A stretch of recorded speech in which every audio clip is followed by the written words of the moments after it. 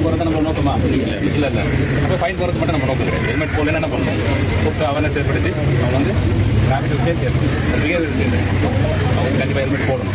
அந்தளவுக்கு அவங்க behaviour changes தான் கொண்டு வரணும். நம்மளோட நோக்கம் வந்து வெறும் ஃபைன் போட்டு அவங்க தண்டிக்கிறது ரொம்ப ரெஸ்பெக்டாக பேசணும், ஆசா பேசணும்.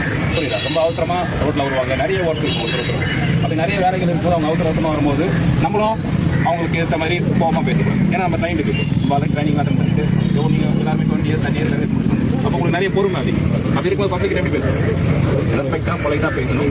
திரும்பவும் சொல்கிறேன், ஃபைன் போடுறது மட்டும் நம்ம நோக்கம் கிடையாது. அவங்க பிஹேவியர் சேஞ்சஸ் ஏற்படுத்தி எல்லா மக்களும் வந்து ஹெல்மெட் போடணும், சீட் பெல்ட் போடணும், டிராஃபிக் போடணும். எல்லாரையும் எப்படி ட்ரீட் பண்ணணும், மரியாதை ட்ரீட் பண்ணணும். சரிங்களா? ஆக்சிடென்ட்லாம் மாவட்டத்தை உருவாக்கலாம், எல்லாரும் பேசி. பொதுமக்களுக்கு இந்த அரசு அதிகாரிகள், காவல்துறை அதிகாரிகள், அரசு துறை சார்ந்த எந்த அதிகாரிகள் மேலேயும் மதிப்பும் மரியாதையும் இல்லாமல் போனதுக்கு காரணம் இதே மாதிரிப்பட்ட வெளிப்படைத்தன்மையான நேர்மையான அதிகாரிகள், உயரதிகாரி இல்லாமல் போனது தான் ஒரு காரணம்.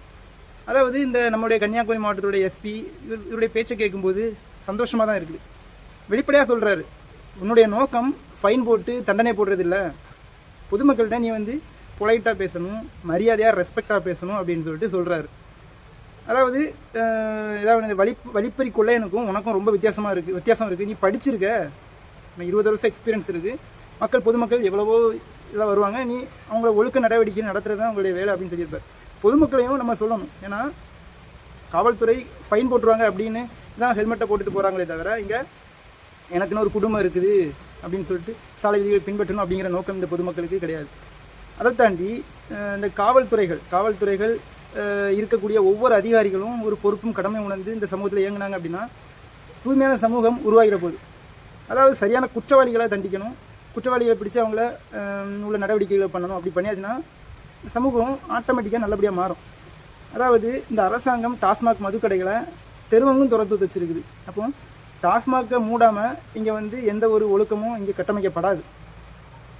இங்கே டாஸ்மாக் தயாரிக்கிறவனை விட்டுக்கிட்டு அதை குடிக்கிறவனை தான் பிடிச்சி சிறைப்படுத்துறதா இருக்கட்டும், எதுவோ பண்ணதாக இருக்கட்டும். மற்றபடி சாலை விதிகளை எல்லோருமே பின்பற்றணும். சமீப காலமாக இப்போ கடந்த 1 மாத காலமாக நாகர்கோவில் முக்கியமான சந்திப்புகளை பார்க்கணும், காவல்துறைகள் சிறப்பாக பணியாற்றுறாங்க. இந்த டிராஃபிக்கை கிளியர் பண்ணுறதா இருக்கட்டும், ஒவ்வொரு மெயின் ஜங்ஷன்லையும் அதிகாரிகள் இருக்க தான் செய்கிறாங்க. அப்புறம் வந்து இந்த ஹெல்மெட் போடலை அப்படின்னு ஃபைன் போடுற காவல்துறை அதிகாரிகள் நம்ம என்ன கேட்குறோம்னா, சாலைகளை பயணிக்கும் போது சரியான சாலை வசதி இல்லாததுனால, அதாவது குண்டும் குழியுமான உள்ள சாலைகள்னால எத்தனையோ விபத்துகள் நடக்குது, கீழே விழுந்து மக்கள் அடிபடுறாங்க. அப்போ பொதுமக்கள் இதே மாதிரிப்பட்ட குறைபாடுகள் யார்கிட்ட போய் சொல்லுவாங்க? அதிகாரிகள், அதை சார்ந்த அதிகாரிகள் அவங்க பொறுப்பெடுத்து அதை சரி பண்ணணும் அப்படின்னு தான் கேட்டுக்கிறோம். கன்னியாகுமரி மாவட்ட எஸ்பி ஸ்டாலின் சார் அவர்களுக்கு ராயல் சல்யூட்.